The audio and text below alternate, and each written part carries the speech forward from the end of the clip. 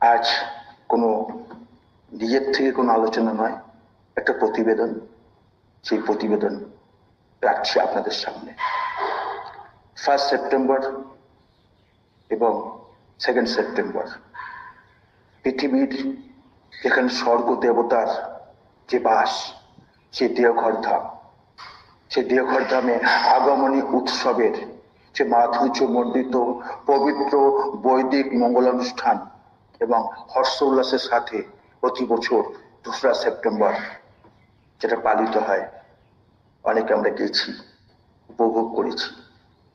সেই 1 সেপ্টেম্বর 1946 এবং 2 সেপ্টেম্বর 1946 সেই অবিভক্ত ভারতবর্ষের সেই দুটো দিন আমার জীবনে ভীষণভাবে আলোকিত ও প্রভাবিত করে। তাই আজ কোনো ইষ্ট আলোচনা নয়, শুধু শ্রী শ্রী ঠাকুরের আগমনী যাত্রা ইতিহাসের বর্ণনা দেবার চেষ্টা করব। আসুন সকলে চলে যাই হিমায়তপুরে 1 সেপ্টেম্বর 1946 এর আগের দিন, 31 আগস্ট 1946।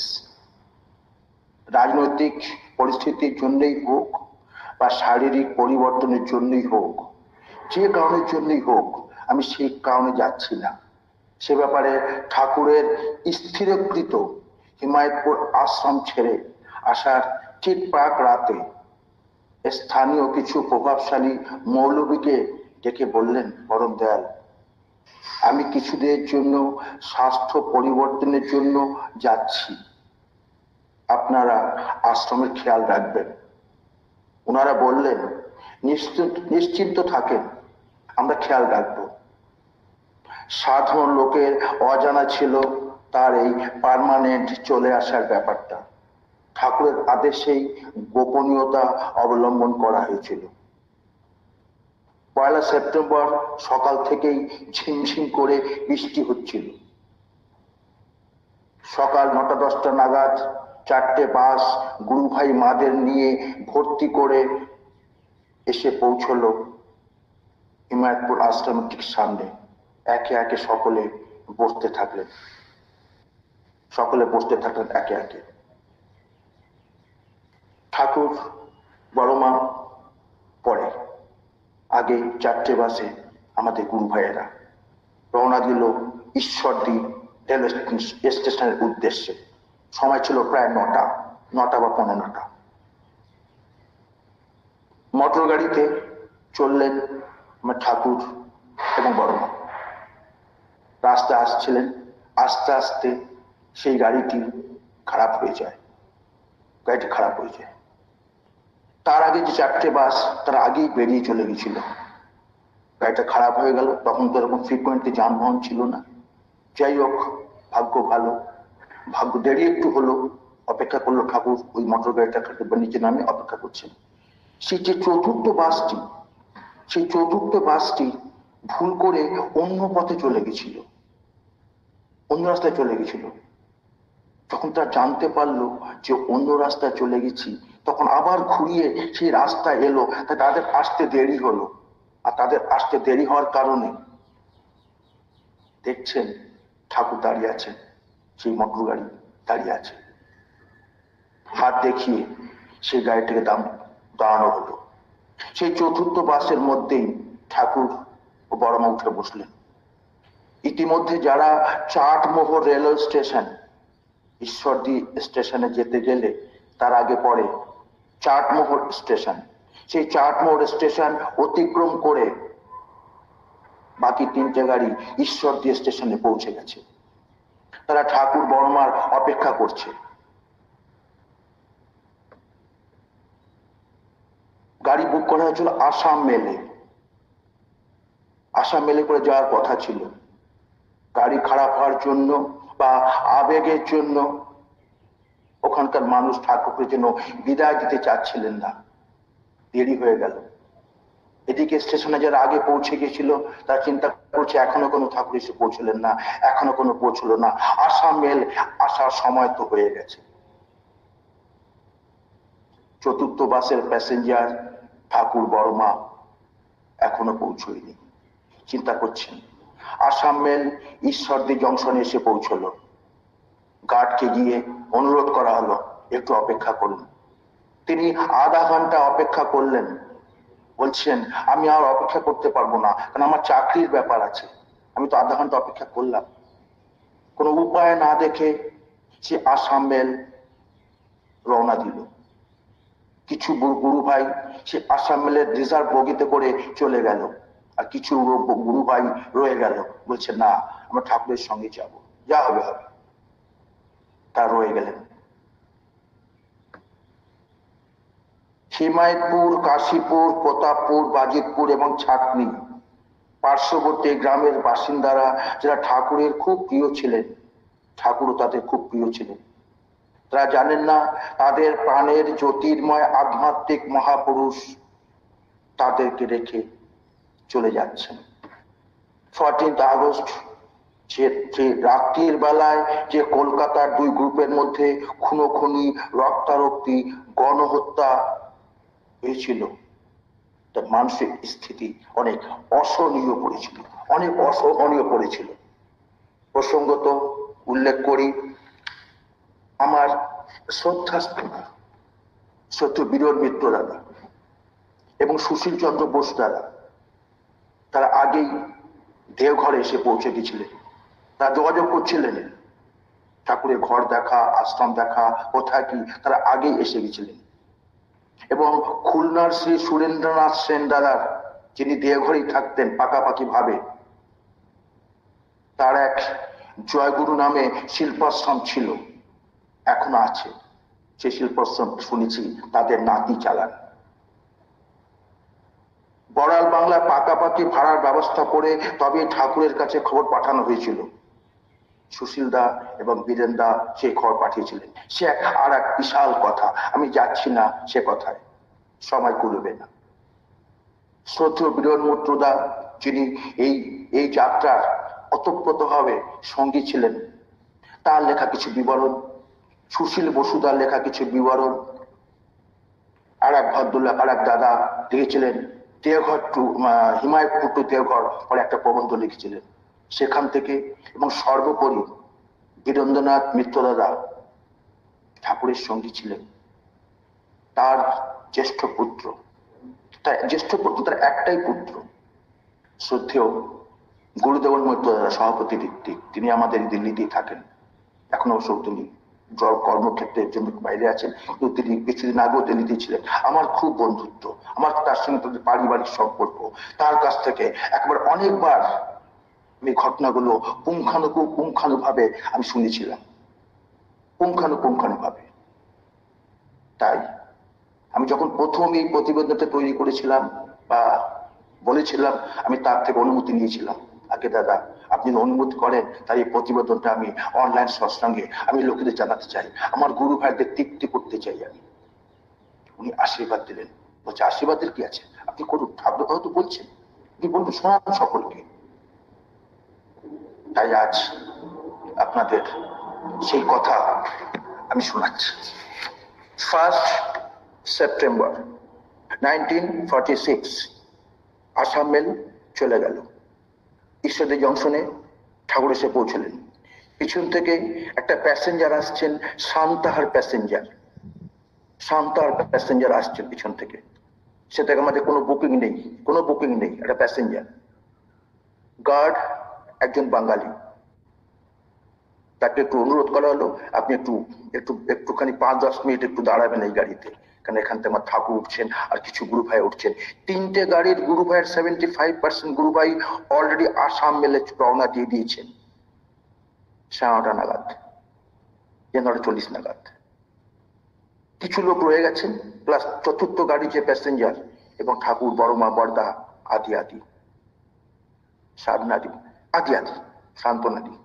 আদি। গাড়ি এসে পৌঁছলো। শ্রী ঠাকুর, শ্রী বড় মা, কন্যা পূজনীয়া শান্তনাদি, ঋত্বিকাচার্য, কৃষ্ণপ্রসন্ন ভট্টাচার্য এবং আরো কয়েকজন একই সাথে একই কামরায় যাত্রা শুরু করলেন। পূজ্যপাদ বর্দা এবং ছোড়দা সমেত বাদ বাকি সকলেই একটা 3rd ক্লাস বগির ফাঁকা কামরায় বসলেন। কোন রকমে জায়গা হলো, সেইখানে চেপাচেপি করে বসলেন। কর্মীরা স্বস্তির নিঃশ্বাস ফেলল। 1946 সেই 1 সেপ্টেম্বর সেই দুপুরে সান্তাহার প্যাসেঞ্জার শ্রী শ্রী ঠাকুর অনুকূল চন্দ্রকে তার মাতৃভূমি পাবনার বুক থেকে ছিনিয়ে নিয়ে চলল। রেল লাইনের দুপাশের গাছপালা নিঃশব্দ আন্দোলন তাকে রুখতে চাইল। বাতাসের প্রতিবাদ সনসন শব্দে প্রতিধ্বনিত হতে লাগল। বেদনা হত প্রকৃতির সেই আকুল আরতি সাধারণ মানুষের অনুভূতিতে কারো কাছে ধরা পড়ল না। গ্রাম বাংলার বুক চিরে ভস ভস শব্দ তুলে রেল লাইনের উপর দিয়ে ছুটে চলল সান্তাহার প্যাসেঞ্জার। সবুজের চাদর মোড়া বিস্তীর্ণ ক্ষেত আর জলাভূমি দুপাশ থেকে দ্রুত পিছনে সরে যেতে লাগলো। চারিদিকে নিস্তব্ধতা। মাঝে মাঝে কু কু করে গাড়ির আওয়াজ শোনা যাচ্ছে। জানলা দিয়ে গুরু ভাই আর মায়েরা শুধু ফেলে আসা পিছনটা দেখছে। শ্রী শ্রী ঠাকুরের সাথে এই যাত্রার ভ্রমণের বিরল সৌভাগ্যবান যারা হয়েছিলেন, আমি তো ছিলাম না, তখন তো আমি এই পৃথিবীর আলোই দেখিনি। কিন্তু আমাকে যখনই আমি এটাকে পড়ি, ভাবি, চিন্তা করি, আমার মনে হয় আমি যেন সেই ট্রেনে সেই ঈশ্বরদী জংশন থেকে আমি যেন সেই সান্তাহার প্যাসেঞ্জারে পরম দয়ালের সঙ্গী ছিলাম। আমাকে তো তাই মনে হয়।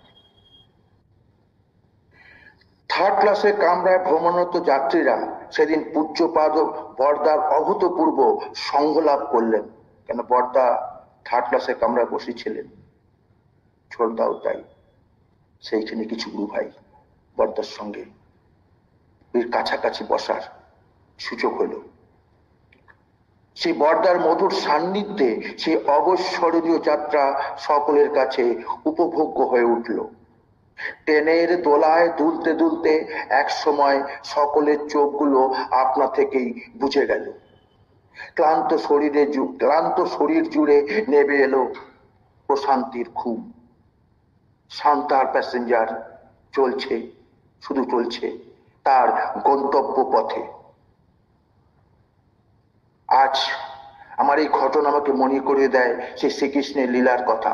শ্রীকৃষ্ণের জন্ম হয়েছিল কোথায় আর তিনি লীলা করেছিলেন কোথায়? শ্রী রামকৃষ্ণদেব জন্ম হয়েছিল কোথায় আর লীলা করেছিলেন কোথায়? আপনার সবই জানেন। চৈতন্য মহাপ্রভু জন্মেছিলেন কোথায় আর লীলা করেছিলেন কোথায়? আমার যুগ পুরুষোত্তম তার ব্যতিক্রম নন। তিনিও তাই জন্ম নিলেন এক জায়গাতে, লীলা করার জন্য তিনি চলছেন দেওঘরের উদ্দেশ্যে। গাড়ি চলছে আর চলছে। পোড়াদাহ জংশনে গাড়ি এসে পৌঁছলো। হইচই হচ্ছে, চায় চায় সমোসা যেমন করে বলেন। কুষ্টিয়ার অন্তর্ভুক্ত এই পোড়াদাহ লাইন দুদিকে বিভক্ত হয়েছে। একদিকে গোয়ালন্দ ঘাট ঢাকা যাওয়ার পথ, অন্যটা শিয়ালদাহ। জমজমার জংশনে থার্ড ক্লাসের কম্পার্টমেন্ট থেকে কিছু গুরু ভাই বেরিয়ে এসে সেই শ্রী শ্রী ঠাকুরের কামরায় এসে একবার ঠাকুরকে দর্শন করে যান। জংশন একটু সময় ওখানে ওয়েট করে, বেশি না, একটু ওয়েট করে। ওই সুযোগটা তারা নিলেন, এসে ঠাকুরকে দর্শন করে ঠাকুরকে প্রণাম করে তারা গেলেন। আজ মনে পড়ে সেই পুরনো দিনের কথা। একটা গান আছে, পুরানো সে দিনের কথা সে কি ভোলা যায়? কি করে বলবো? আমার পরম দয়ালের আগমনীর কথা কি করে ভোলা যায়? ভোলা যায় না। যারা পড়েছেন, যারা জেনেছেন, যারা তার ব্যক্তিগতভাবে উপস্থিত হয়ে সঙ্গী ছিলেন, তাদের ভাব তো আরো আরো অধিক। গতি বাড়ছে। গাড়ি পোড়াদহ স্টেশন থেকে ছাড়ার পর আস্তে আস্তে করে গতি বাড়াচ্ছে। ইঞ্জিনের পোড়া কয়লার গন্ধটা তীব্র হয়ে ভেসে আসছে নাকে। ছোট ছোট কয়লার গুঁড়ো ধোয়ার সাথে উড়ে এসে আঁচল ভরিয়ে দিচ্ছেন। সাদা কাপড়ে পরিহিত ছিলেন গুরু ভাইরা বেশিরভাগই।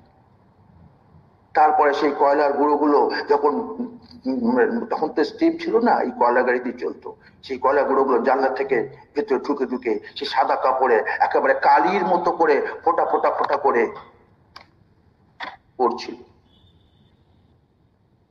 দুপাশে রূপসী বাংলা, দূরে ছায়া ছায়া ক্লান্ত পল্লী গ্রাম, টিনের ছায়া মাটির ঘর, উঠোনের খোটায় বাঁধা গরুর গা ঘেঁষে বাছুর, ধানের মাড়াই, কচুর ঝোপ আর কলার বন।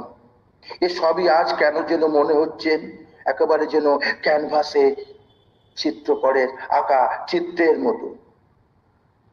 তারই মধ্যে ট্রেন কখনো চলছে, কখনো থামছে, আবার চলছে, আবার থামছে। একে একে পার হয়ে যাচ্ছেন স্টেশন আমলাডাঙ্গা, চুয়াডাঙ্গা, দর্শনা, রানাঘাট। সূর্য অস্ত গেছে দিগন্তে, বিকাল গড়িয়ে সন্ধ্যা নেমেছে পৃথিবীর বুকে। আকাশের রং গাঢ় বেগুনি এখন, আবার গাড়ির গতি কমে এলো। ধীরে ধীরে সেই বহুবিভক্ত রেল লাইনের জটিল কাটা কুটাগুলো ঘটাং ঘটাং করে ঘটাং ঘটাং শব্দ করতে করতে এসে পৌঁছলো নৈহাটি জংশন স্টেশনে। নৈহাটি খুব বড় জংশন। যখন জংশনে ঢোকে অনেক রেল লাইন থাকে, অনেক লাইন থাকে, সেই ঘটাং ঘটাং করে এসে পৌঁছলো নৈহাটি স্টেশনে। রেল লাইনের মানে রেলের ওভারব্রিজে লোকে লোকারণ্য। ব্যাপারটা গোপন রাখা হয়েছিল যেন কেউ জানতে না পারে, কেউ যেন জানতে না পারে, অথচ খবর তো বেরিয়েই যায়। একেবারে মনে হচ্ছে যেন ওভারব্রিজ এই এক্ষুনি ভেঙে পড়বে, এক্ষুনি ভেঙে পড়বে, এরকম মনে হচ্ছিল ওভারব্রিজ। এত লোক এবং স্টেশনও লোকে লোকারণ্য। আপনারা বুঝতেই পারছেন কি স্থিতি, আপনারা একটু অনুভব করতে পারছেন। আর যারা আপনারা তো মেঘালয়ে থাকেন, যারা ওই ওয়েস্টবেঙ্গলে থাকেন, তাদের তো এসব ব্যাপারে অভিজ্ঞতা আছে। আমি তো ওদিককার লোক, আমি সেই নৈহাটি স্টেশন ব্যান্ডেল আদি আদি আসছি পরের কথায়।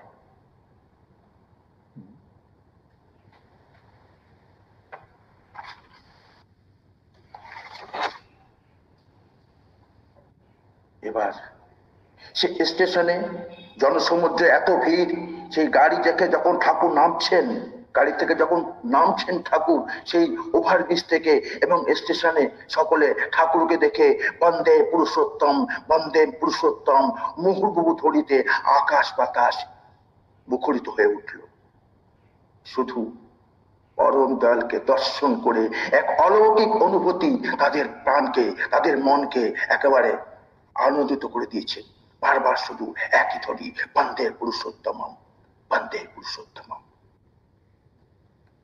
ট্রেনের কামরা থেকে প্ল্যাটফর্মে নামলেন শ্রী ঠাকুর নৈহাটি স্টেশনে, পিছনে শ্রী বড়মা। একে একে সকলে নামলেন। জনতা ভিড় করে দাঁড়িয়েছে। নৈহাটি রেল বিভাগে কাজ করেন একজন বুকিং ক্লার্ক অমূল্য কুমার দাস দাদা। তিনি একজন সৎসঙ্গী। তিনি এবং স্থানীয় গুরু ভাই, দুজন গুরু ভাই মিলিয়ে এ সমস্ত বন্দোবস্ত করেছিলেন। 3টে কুর্সি আনা হলো, সেই ভদ্রলোক জোগাড় করলেন। 3টে কুর্সি আনা হলো। ইতিমধ্যে যারা আগে পৌঁছে গেছিলেন যে প্ল্যাটফর্মে, সেইখানে তারাও অপেক্ষা হলেন, তারাও মিলিত হলেন। একেবারে সেই পুরো প্ল্যাটফর্মটার মধ্যে একেবারে সেই স্টেশনের উপরে একেবারে বসে আছেন, সব দাঁড়িয়ে আছেন। ঠাকুরকে একটা কুর্সিতে বসতে দেওয়া হলো। সকলে ক্ষুধার্ত, সেই সকালে বেরিয়েছে, পৌঁছতে পৌঁছে সন্ধ্যে হয়ে গেল। তাই সেই দেখে আগের থেকে ব্যবস্থা করেছিলেন আমার শ্রদ্ধাস্পদ রেলওয়ে ক্লার্ক, আমার গুরু ভাই অমূল্য কুমার দাস দাদা। কি ভাগ্যবান তিনি ছিলেন। নৈহাটিতে ঠিক স্টেশনের পাশে একটা দোকান ছিল, এখনো আছে দোকানটি। আমি যে প্রতিবেদন পড়ার পর আমি এই দোকানটি দেখতেও গেছিলাম একদিন। আমার বাড়ি থেকে নৈহাটি স্টেশন, যেখানে আমার আদি বাড়ি, এখন তো আমি থাকি হরিয়ানাতে, আদি বাড়ি, সেখান থেকে আমার নৈহাটি স্টেশন আধা ঘন্টা।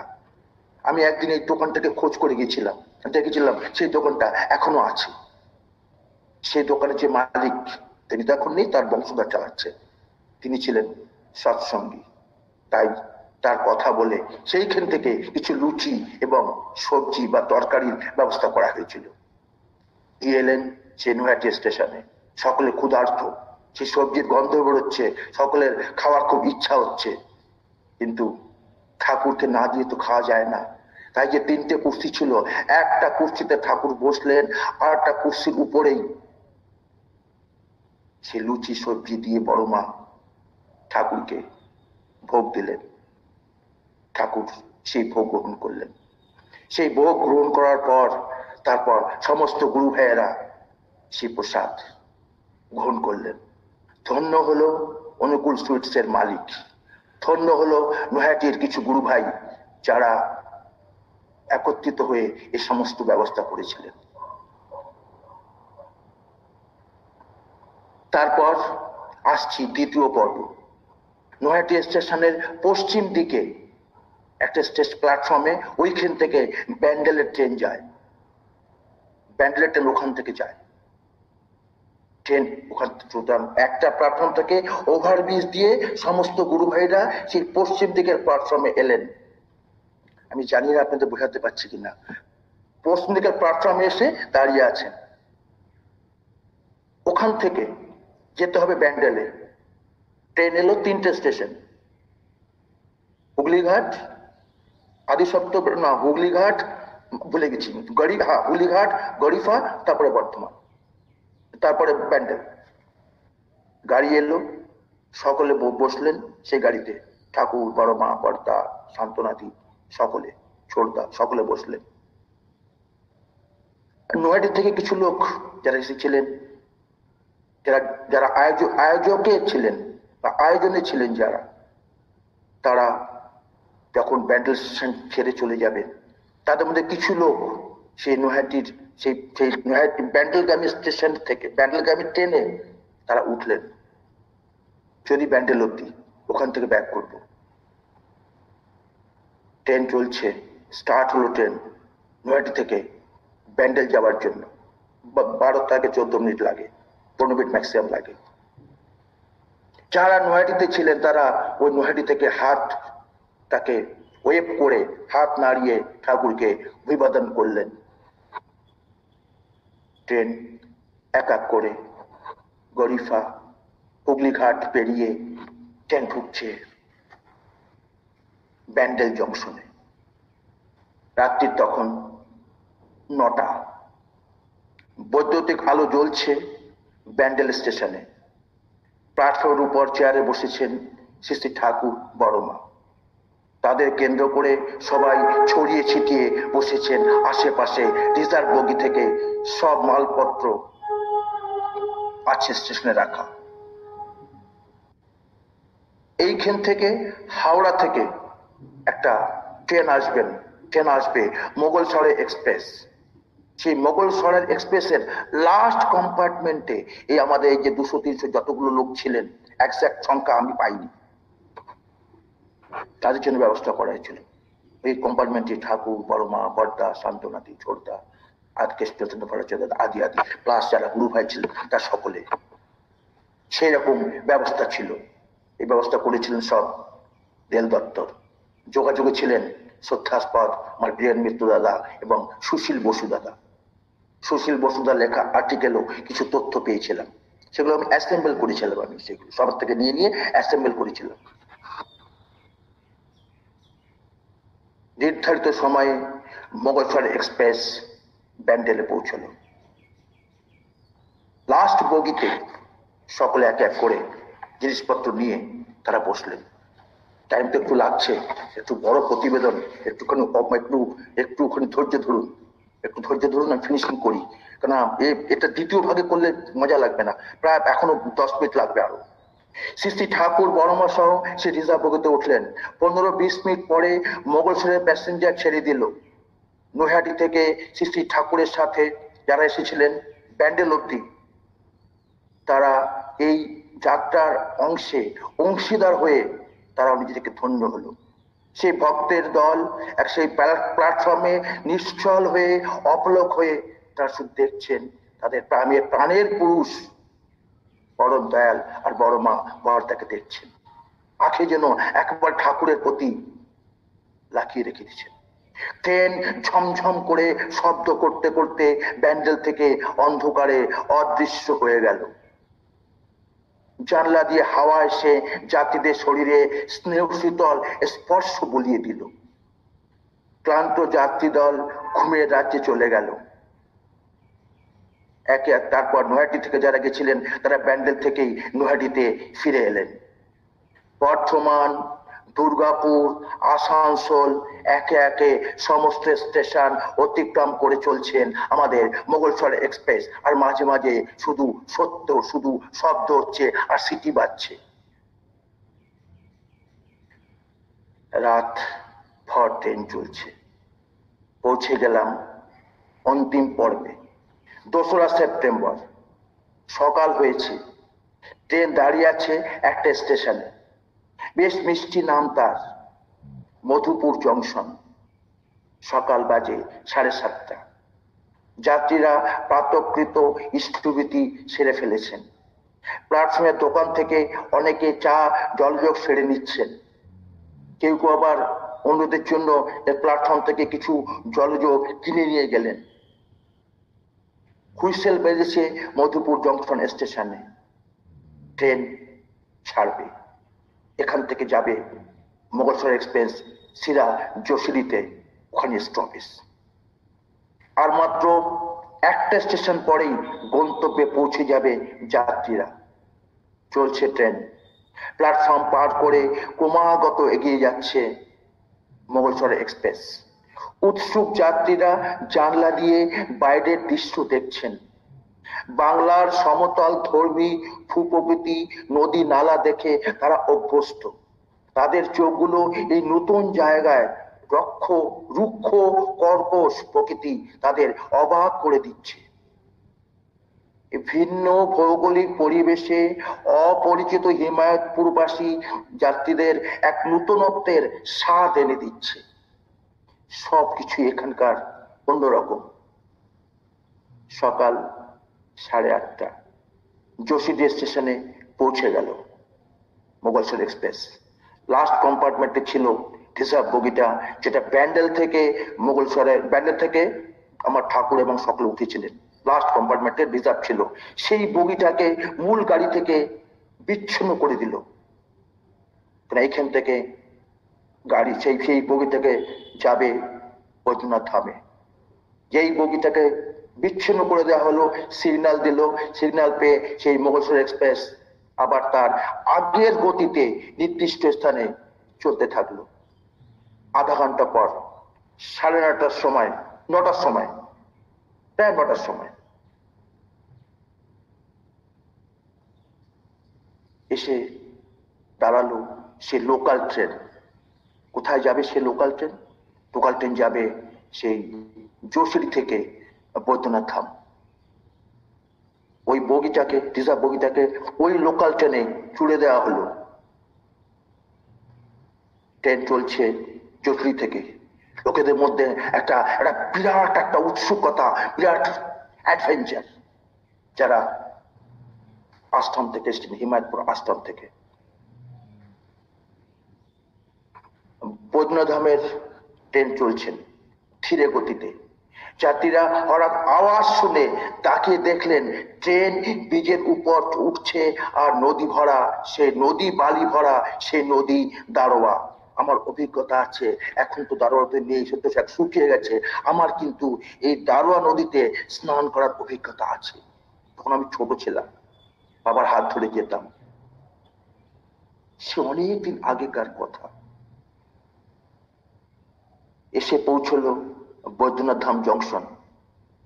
সেখান থেকে বড়াল বাংলো এক গুরু ভাই মোটর গাড়ি নিয়েছিলেন। সেই মোটর গাড়িতে করে ঠাকুর এবং বড় মা বসলেন। সেই মোটর গাড়ি চলছে সে আমাদের বড়াল বাংলোর উদ্দেশ্যে।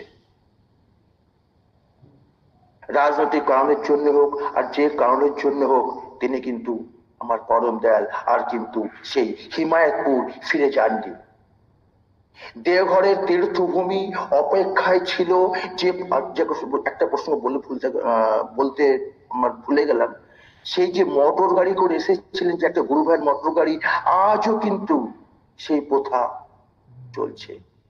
2রা সেপ্টেম্বর সেই মোটর গাড়ি করেই সেই ঠাকুরকে, বড় মাকে বদ্রীনাথ ধাম থেকে আশ্রমে দিয়ে আসা হয় স্মৃতিচিহ্ন হিসেবে। 2রা সেপ্টেম্বর দেওঘরের তীর্থভূমি অপেক্ষায় ছিল যে পদধূলির জন্য, আজ তা লাভ করে ধন্য হলো সাঁওতাল পরগনা মাটি। তাই অখ্যাত অপরিচিত বাংলার পরিধি জুড়ে হিল্লোল উঠছে আজ। দুলছে গাছ, ছুটছে হাওয়া, পাখিরা গাইছে স্বাগতমী গান, ফুল গাছ নিয়ে পড়ে জানাচ্ছে সম্ভাষণ, বিনার ঝংকার ধ্বনিত হচ্ছে সেই পরিবেশে, যেন তার আগমন প্রকৃতি তাকে জানাচ্ছে আকুণ্ঠ সম্বর্ধনা। ইতিহাস নুয়ে পড়ে অমর করে দিয়েছে তার এই ঐতিহাসিক যাত্রা। একটা তারিখ, শুধু 2রা সেপ্টেম্বর, আজও এই দিনটিকে পালন করা হয়। কলির শেষে কল্কি রূপে এলেন প্রভু দেওঘরে, কলির শেষে কল্কি রূপে এলেন প্রভু দেওঘরে, 2রা সেপ্টেম্বরে, 2রা সেপ্টেম্বরে। যজন যাজন ইষ্ট প্রীতি দিলেন দয়াল বাঁচার নীতি, যজন যাজন ইষ্ট প্রীতি দিলেন দয়াল বাঁচার নীতি, ষষ্ঠী মন্ত্র দানে জনে জনে উদ্ধার করে, 2রা সেপ্টেম্বরে। ওই হিমায়তপুর গ্রাম ছেড়ে 2রা সেপ্টেম্বরে, 2রা সেপ্টেম্বরে। ভুল ত্রুটির জন্য ক্ষমা চাইছি।